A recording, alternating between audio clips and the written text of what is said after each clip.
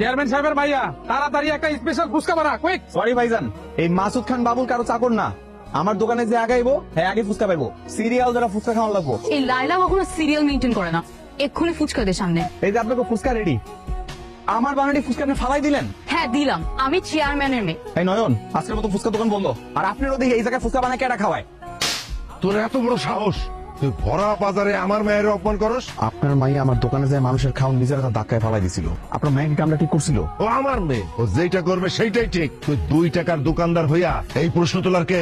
আচ্ছা একটা কথা কই, আপনার ক্ষমতা আছে দেয়া ক্ষমতার অপব্যবহারটা করেন না। মাইয়ার এখানে পুঁথিগত শিক্ষাই দিচ্ছেন, পারিবারিক শিক্ষা দিবা পারেন নাই। মাইন্ডের লোকে কেমনে ব্যবহার করুন লাগবে সেই শিক্ষাটা দেন নাই। জিব্বা একদম টেনে ছেড়া ফেলাবো। ভুলটা আসলে আমারই হয়ে গেছে। গাছ যেরকম হইব ফল তেমন হইব।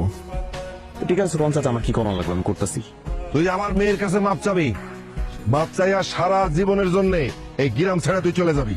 না বাবা, ও গ্রাম ছাড়া হলে তো আমি শান্তি পাবো না। আমাজন তাইলে কিসে শান্তি লাগবে বলেন, আমি সেই ব্যবস্থা করবো। ওর অহংকার একবারে মাটিতে গুড়িয়ে দাও। ও যেন প্রতিদিন আমার সামনে নত হয়ে থাকে। এটা কিভাবে আমাজন? এখন থেকে রোজ ও আগে আমার জন্য ফুচকা বানাবে, সেই ফুচকা আমি খাবো, তারপর ও দোকান খুলবে।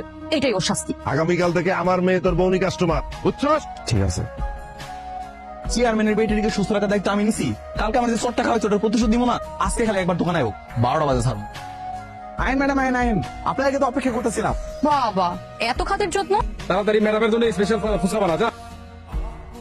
এই যে আপনার লেগে স্পেশাল ফুচকা, কালকে তো খাইতে পারেন নাই, আজকে মজা করে খান। মজা হয়েছে না ম্যাডাম? ম্যাডাম কিছু হয়েছে? পেটে কি মশাইত আছে? সত্যি করে বল, তুই এই ফুচকা কিছু মিক্স করছিস? সি সি সি সি, আস্তাগফিরুল্লাহ। ম্যাডাম এগুলা কি কইতাছেন? আমি একটা খাওয়া চোটার প্রতিশোধ দিব না। আজকে খালি একবার দোকানে হোক, 12টা বাজে ছাড়বো। আইন ম্যাডাম, আইন আইন, আপনাকে তো অপেক্ষা করতেছিলাম। বাবা, এত খাতের যত্ন। তাড়াতাড়ি ম্যাডামের জন্য স্পেশাল ফুচকা বানা যা।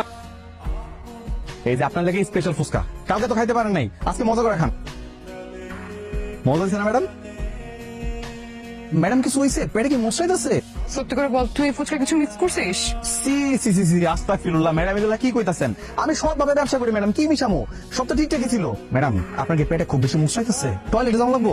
আশেপাশে ভালো ওয়াশরুম আছে? হ্যাঁ আছে তো, খারাপ ব্যবস্থা করে দিতেছি। এটা দিয়ে আমি কি করবো?